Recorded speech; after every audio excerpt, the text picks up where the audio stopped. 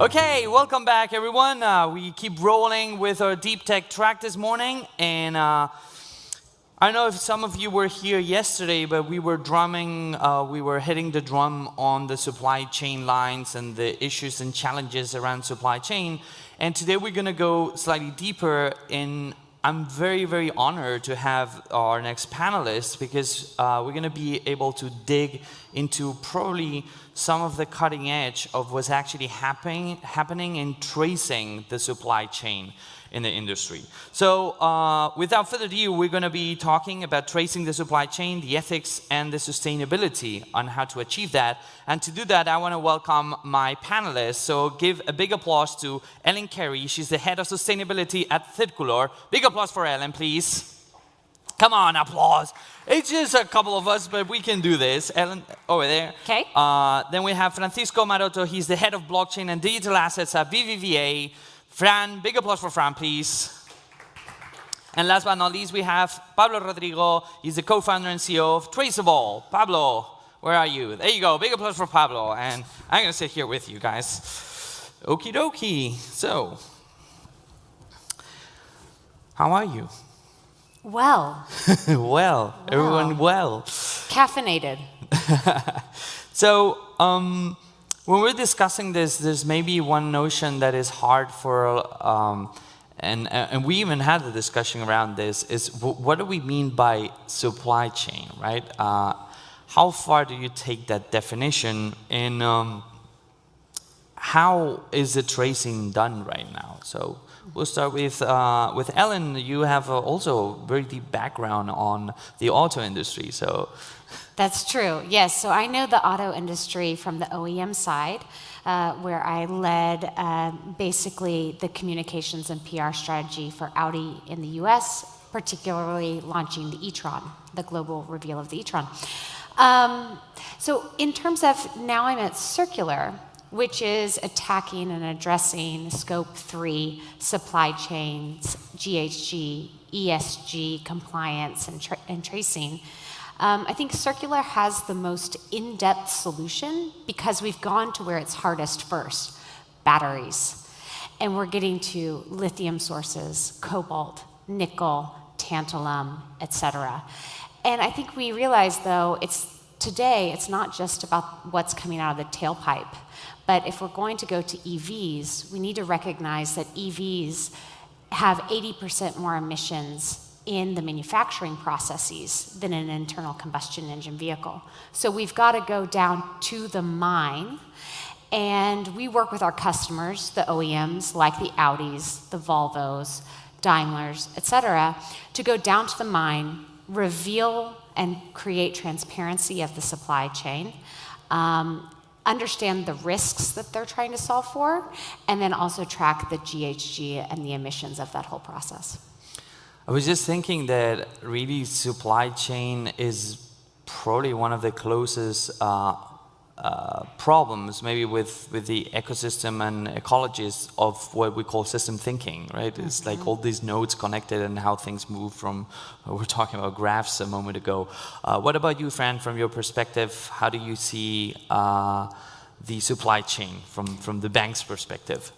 So supply chain, it's in the consumer goods industry, it's around 90% of the environmental impact that a company has. So it's really relevant when talking about sustainability and about ethics. This is why when we are talking about introducing sustainability and ethics into the supply chain, into a company, a very relevant part of this is the supply chain. So this is a key part, and we have to take it into account. And us as a bank, we need to help our clients, our enterprises that work with us, be able to adapt their processes, their systems, and to invest in applying solutions like the one we have just heard about, which is great, and applying ESG principles to the supply chain. But this has a cost normally, and a high upfront cost that needs to be overcome. And banks like us can help with financing this type of building these solutions. And in this space, BBVA has already mobilized 67 million 67,000 million euros up to July of this year for helping the customers transform their businesses and be more sustainable. And we have now a target to mobilize 200,000 millions to 2025, also helping the companies, enterprises transform their processes and be more sustainable. No? So yeah, for us it's really relevant to help the enterprises move towards this new supply chain, to introduce this new function into their supply chain equation. So you have speed, reliability, cost, and now you need to have sustainability. No? Reduce your impact in the environment and have a positive impact in the human part of all the chain, no? The local ecosystems, etc., etc. And internally, we are also trying to apply it and introduce risk management metrics related to sustainability, so that once we do an analysis of a company relating to their risks, we introduce the sustainable factor also into the equation. And in our procurement process, we also ask our providers to comply with the UN Compact principles. You know, not only environment, also labor, also human rights, and so they are able to be compliant, and that also their suppliers are also compliant with it. So there are several axes to try and impact. It feels interesting because you're kind of, to a certain degree, you need what Ellen and Circulor are doing because it provides you the data to then decide who do you give loans to, who do you finance, right? If you want to hit the SDG goals, right? That's very, very interesting. What about you, Pablo? How do you see that? What is supply chain for the food industry, right? It's probably slightly different. Well, in our case, at Trazable, we are a platform focused on improving food supply chain, in our case, by digitizing quality departments, no? So why is important, no, this supply chain concept, no? I agree with Ellen. It's not only, you don't have only to measure your impact in your organization, because the sustainability impact of a product is its impact in all the supply chain, no? In all the stakeholders that participate in this production, no? So, for example, if you are retail that you are fully digitized, you don't have paper, for instance, or you have recycled plastic bags, but you want to have orange all the year, no? So that's not sustainable because you have to bring this orange from Africa. It's not sustainable at all, no? So this is the concept right now, no? And people, I think we as consumers, we are increasingly aware of this importance, no, of the sustainability. So there are more and more companies that are trying to connect all these stakeholders, because that's for our opinion, that's the main problem, no? That companies are working by their own and measuring their own impact. But you need to connect all these dots, all these companies, to measure the real impact of all this supply chain, no? And this is complicated because there are companies in our sector, in the food industry, that are not digitized at all. They are paper-based. So in the primary sector, for instance, so you need to bring like digital tools. And after to create an ecosystem in order to, they are able to share this information, no? And this is maybe the next topic that we're going to discuss on with the technology, but that's very important, because if not, who's going to manage this information, no? Yeah. It's actually interesting because we have like three versions of or three sides of the supply chain here, and Ellen and I we were discussing this before. Like, I would like to have a brief answer on who is putting pressure on your industries, because Ellen, you're working more on the heavy industry side, right? On the auto industry. And I keep wondering who's putting pressure there to accomplish the traceability, to reach the sustainability goals, while I think with Fran, in your case, it's you guys putting the pressure on others to achieve that. And in your case, it's probably the end consumer putting pressure on the supply chain to achieve those goals. I mean, obviously the consumer is everywhere, but I think in the food chain, the consumer has probably slightly more power than you have in the other chain. So how do you see that? Who's exerting the major pressure or pushing the change towards more sustainability on the supply chain side? So I think it's important to recognize that there's different pressure levers in different markets. So as an American living in Europe, I would say, especially living in Germany with the auto industry, that pressure is really coming from the customers and the consumers.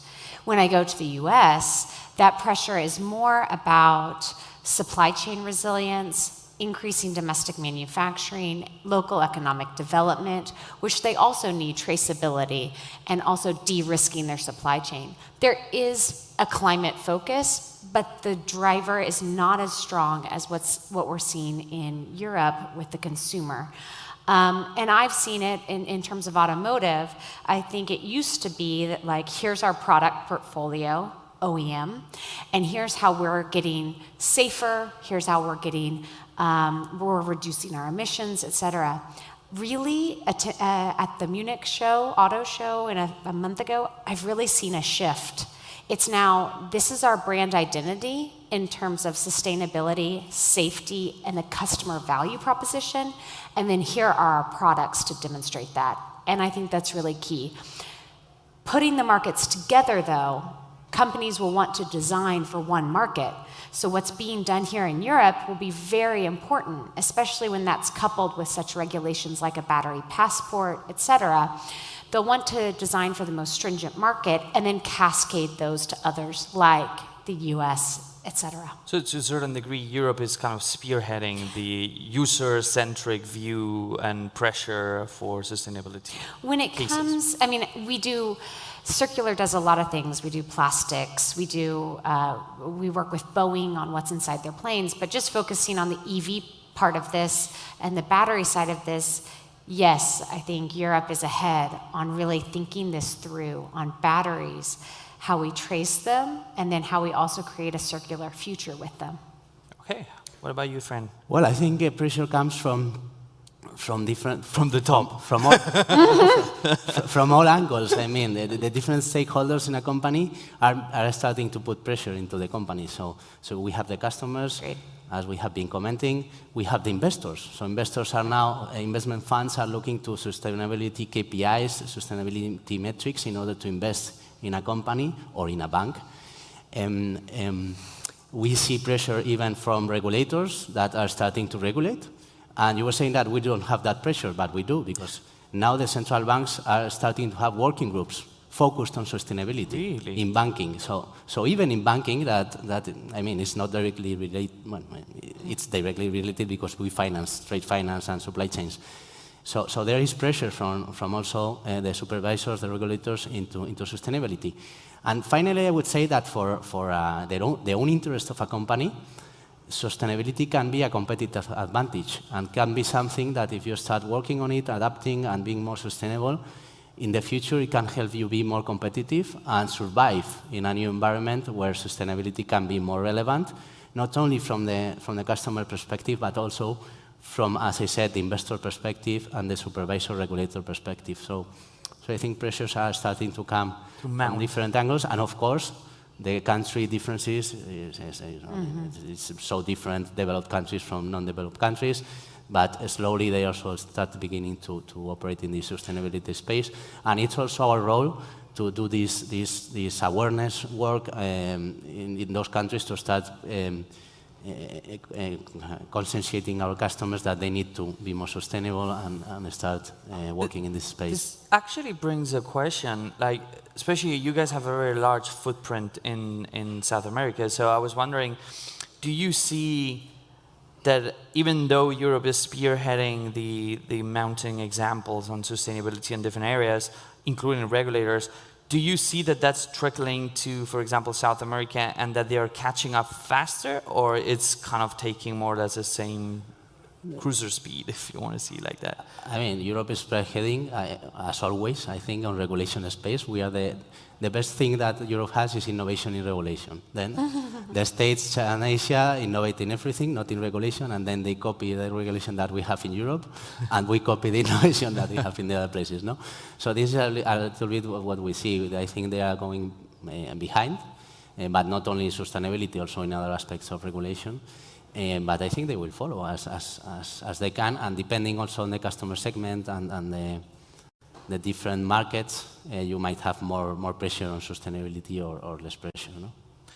And what about you, Pablo? How do you, I mean, we said customers, but I'm guessing that you also have other pressures there. Yes, of course. Well, sustainability is a transversal topic, no? It's applied to all of us as consumers or as fans, as Fran said, which is very true, no? There's a lot of fans that are seeking for this sustainability part of your project to invest or not. So this is very, very important, no? And that's why because we are increasingly aware of this the importance of the sustainability, that we can decide which kind of products we buy, no? And with this decision, so companies need to provide one solution of another.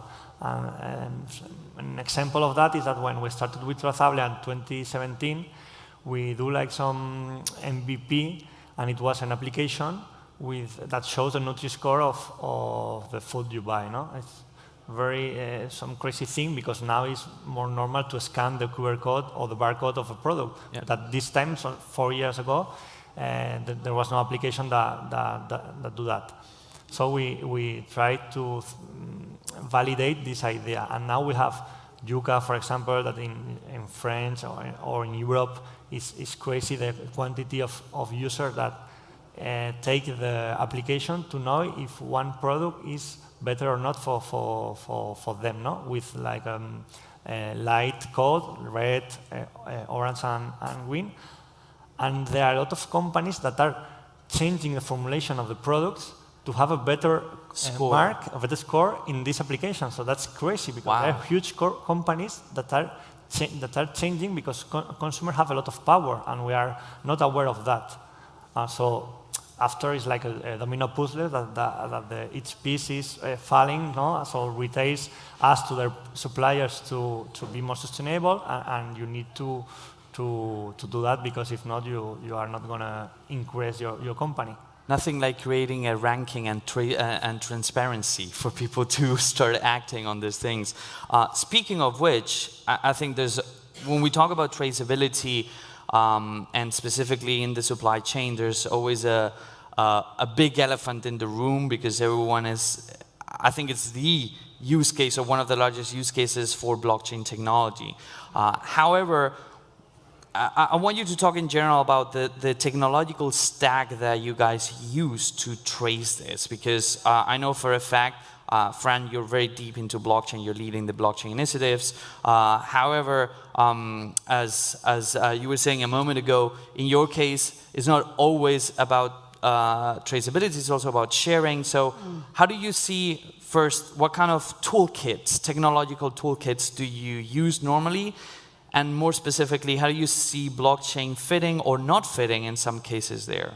Mm-hmm. Critical to Circular's approach is really identifying with our customers the risk that they're trying to mitigate and what they're trying to trace. We get a lot of customers that say, we need traceability. But our response is usually, can you go deeper? What especially is worrying you? What's keeping you up at night? What do you need help on? So really, first it's pinpointing. Then it's, to your point, using a toolkit, not one solution, that really uses that data and the existing data we have on very unique supply chains like cobalt, lithium, and nickel. They're very unique. So then really pinpointing that solution or that need from the customer, and then fitting to what they need. So we use a mix of database technology, machine learning, and like you said, blockchain. Blockchain is really, when you get into critical and conflict minerals, there is a lot of risk in them right now. There hasn't been accountability in them. And with that, there's a lack of trust. So the blockchain really helps us create, from all of these inputs of data, a system of trust, accountability, and an irrefutable record of the commodity as it changes shape throughout the manufacturing facility and that. So. Yeah, but as far as I know, I heard that you were struggling in some sense with that part, because obviously when it was hard to trace how it changes shape, right? And when you have like things coming from different mines and then someone kind of smelts it together, but then it kind of keeps changing. So sometimes, as you were saying before, like there are parts of the supply chain that are completely undigitalized. So how do you trace that? How do you input that data that you don't have into the blockchain? Well, first, it requires a very strong customer at the OEM side who sponsors us throughout their supply chain. It also, they put it into their requirements. That's their money, I believe. Yeah, they put it in their requirements, and then they are really the driver into the supply chain. Now, we do have to go all the way down to the mine and digitalize that mine with trustworthy technology, apps and facial recognition that allow us to see, for say, an XC40 electric vehicle for Volvo, where the cobalt came from, who mined it, what sack. I mean, we can see a picture of the sack of cobalt and who mined it. That level of detail. If you give us a VIN number from the XC40. So yes, it is possible. And it's about creating trust and accountability at every step in that process. Perfect. What about you, Fran? How do you see that? Yes, so I You're think... You're biased, though. I totally agree with what you were saying. I see there are two main trends in the supply chain space. One would be circular economy, and I don't know if the name of Circulor has relation with that. And it's making things last longer, reuse, or have a very easy recycling process, no? Because of the materials you use for using it. So that's one big space of the supply chain that has a lot of relevance. And the other part would be data and communications. And when saying data, we have been talking about this and we have introduced it before. We are talking about understanding very well where are the products, what are the relevant metrics for sustainability and for other things, and being able to interpret all this data to define new strategies or to adapt.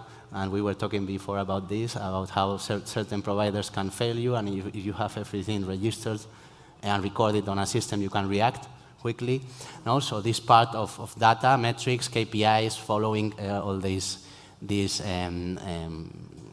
goals that we put in place with our providers, with our banks or whatever, is really relevant. And also communication, so being able to communicate that we are complying with those metrics, we are complying with those KPIs, we are achieving. That's also very relevant for the community in general. So all these stakeholders we were talking before will be able to measure and follow what we are doing, and if we are doing it right. No? So this is really relevant. And I think that blockchain has perfect fit in both spaces. No?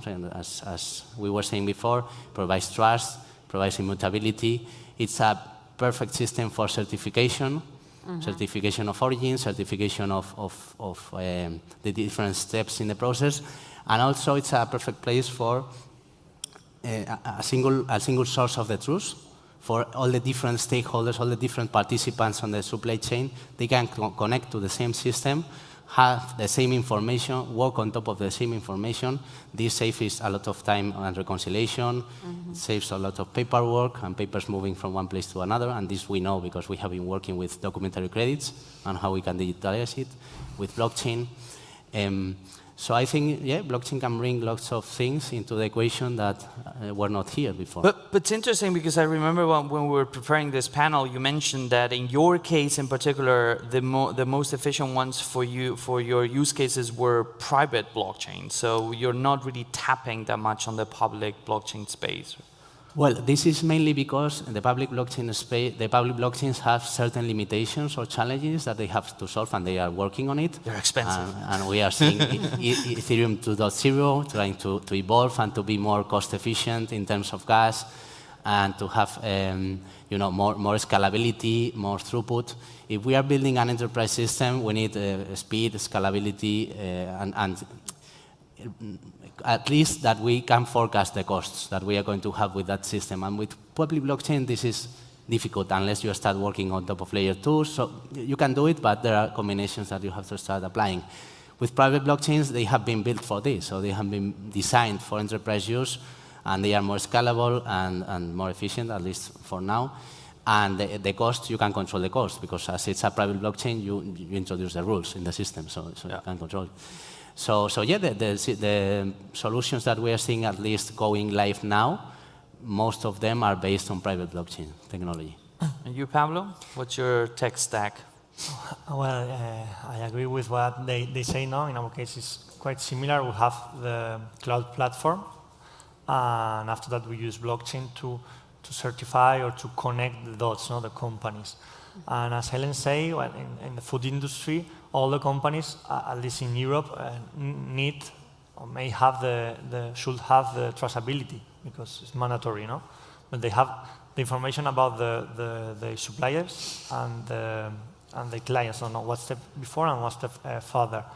But for illustrate this concept, if a food safety issue occurs, there's a problem, and it's not in your company, you need to call your supplier and ask them for the information you need, And there is where the problem appears, because normally all the data, most of the data is paper-based, and that's the information for the FDA in the United States. So that's the main problem.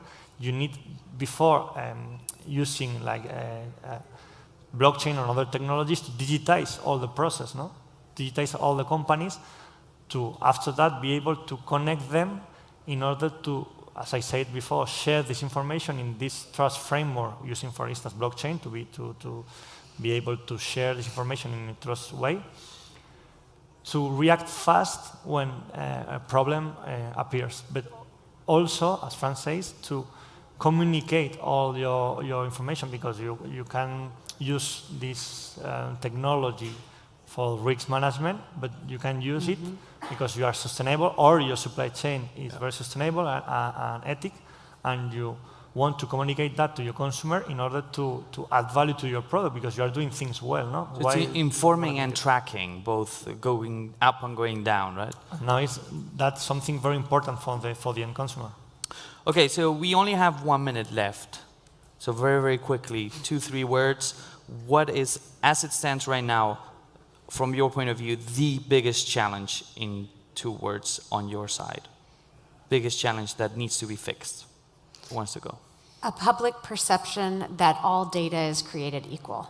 A lot of people are collecting data on their supply chains, but that doesn't mean that you're de-risking your business and you understand exactly. They're not acting on it. Yeah, they're not acting on it, and again, you can't achieve what you don't measure and you don't track holistically. Fran? So I will focus on blockchain, which is my area.